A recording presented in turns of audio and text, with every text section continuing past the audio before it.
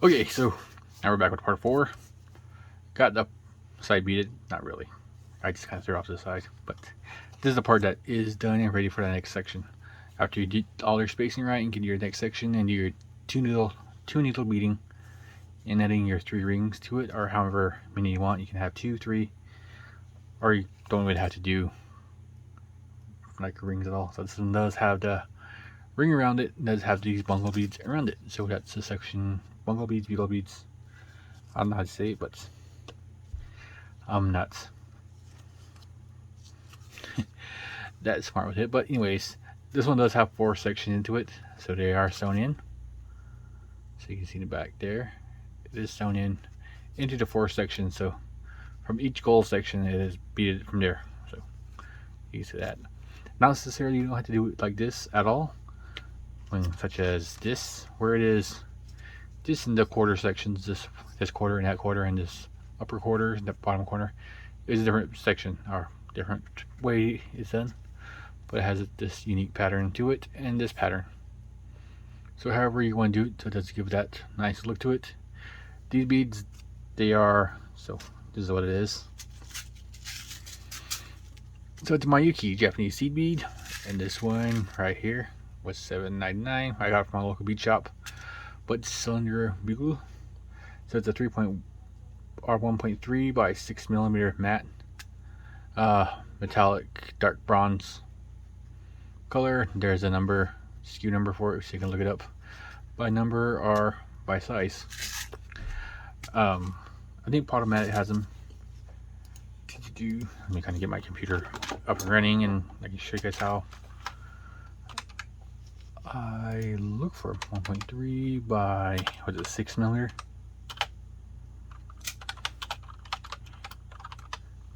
Nope, I spelled it wrong. Bugle. So there it is. I kind of did it like that. Get you guys off my stand. Sorry for the noise. So 1.3 millimeter Bugle. So automatic beads. That's where they have them too as well. So there it is. They have in several colors. So we'll look up with that. They'll bring up matte black, bead direct. So it depends on how I want to get how many milligrams and it's net. So you can just look them up. Amazon has them. Mayuki. 13 grams. So several places you can get them.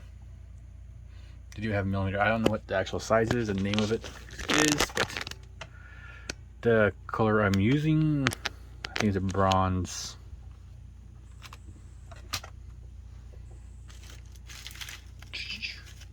Metallic bronze. So I do have several colors here. So that one's more shiny. This one here is a matte gunmetal color. I do have the black. And a pearlescent clear. So I do use several varieties of the beads. And this one's a matte color bronze. So they do have several different finishes, different kind of varieties of beads. Here's another example of how it is. I mean, you don't have to do necessarily a step design. I just want to use a step design where it comes out in different colors all around. And this one is that gunmetal matte color in between it. And these are 13s and 15s mixed in there as well. So it doesn't have to be just, like I said, just in sections like that. And bead it with each bead different colors. It can be just one solid color, just step down around, step down, twist, just to give it that spiral effect. Or in some cases, it doesn't have to be in earrings. This one does have them as well. This is the graduation cap I did, but you can see them here, there, and there as well. And you do come into sections where it does give its own design as well. So this one's like a bronze metallic. So I think I'm using for the earrings here. So you can see them in there. So this one that was done for the graduation cap. I did do them for medallion as well, which here's the sticker for it. And there it is. So it can be used many ways, just not just, like I said, small sections. But anyways, let's get into applying the beads to the section. So I got my needle and thread ready. I do have to put a knot in this one.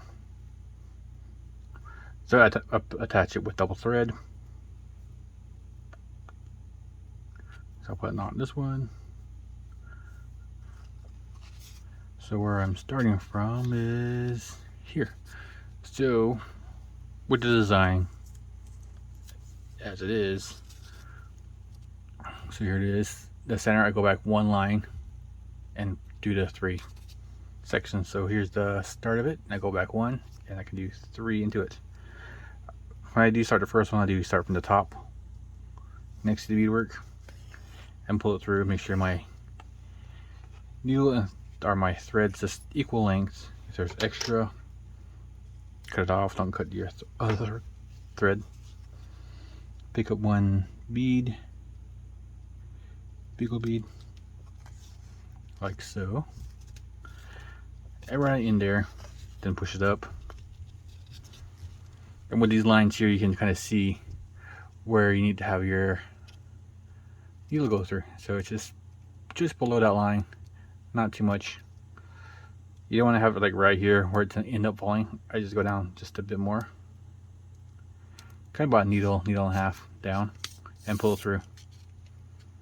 So it gives it a little space, so if you need to move it back and forth, then you can do that. Or if you have it too close, then it's going to kind of want to push the whole thing up. Or in some instances, it does break your thread. So we'll kind of give it some leeway room for it to kind of move around. You don't want to have it too tight where it's going to be constricting and want to rub on your thread and break your thread. So give it some room, give it some space. So same thing, since you already know how far you need to go, you can just go along and push it through without having to measure it. But these do measure about 1/4 inch in length for the 6mm. The 1.3 is actually the height of the, I guess, the diameter of the bugle bead. So that's 1.3. Then the second one is 60mm, which is the length. I know these size 13s, they are 1.2mm, the diameter. So the 1.2, 1.3 is ever so slightly the 0.1mm. You can barely notice the difference in size. I don't know about there's 11s. I don't know about the height of those. So here I'm just going around, trying to stay with my line. Just line it up on that line. Follow the line down and go beyond ever so slightly and attach. And then as I go through, I don't do a big run like from here to the next part and attach. I do kind of tack it down between there and start again.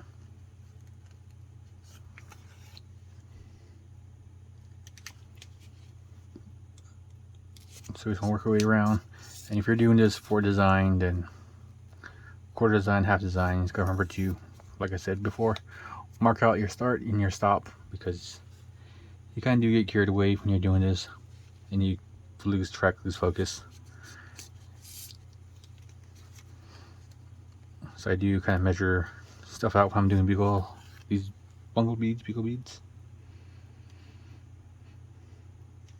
Just because sometimes I do tend to add one more bead or be short a bead in my design section.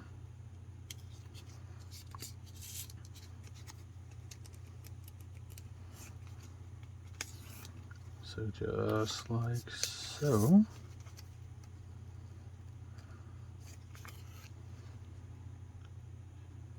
I do find it therapeutic to hear the sound of the thread going through the paper and pellin.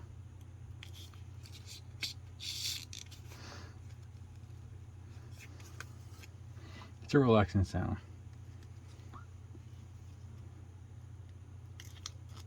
Oops.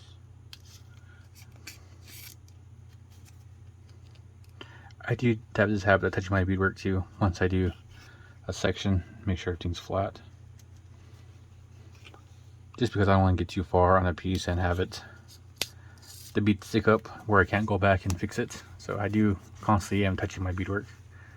So there it is. I did all 3 sections. So not tight here, but just like that, double thread it in place, just like so. So then it matches that one. So now I'm gonna go through and start filling in the color section. 2 needle. I mean, with this, you just wanna go and so there's 3 beads in there. Well, I guess I can show you. Might as well just show you guys. So next video, I'll show you guys how to do the section fill in the area to kind of see how I do that part and how I get the fill in there. So let's go in, get that done. So next video in parts 5. I don't know, I'm shooting this all in one section, one day, so I'm not sure what part am I now. Maybe part 5, next part 6. I don't know. Like I said, I get lost. Anyways, thank you guys for watching, and hopefully that was a bit informative for you guys. Thank you, and next time.